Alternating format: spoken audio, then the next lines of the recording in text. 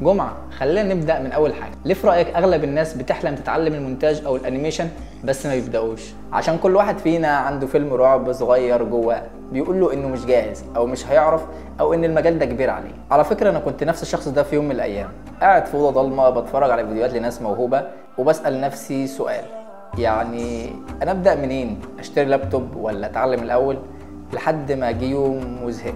زهقت، قررت ابدا حتى لو برنامج مجاني، حتى لو بجوده سيئه، بس المهم اني بدات. بس الناس بتقول السوق زحمه، ازاي اتميز وسط السوق اللي مليان وحوش ده؟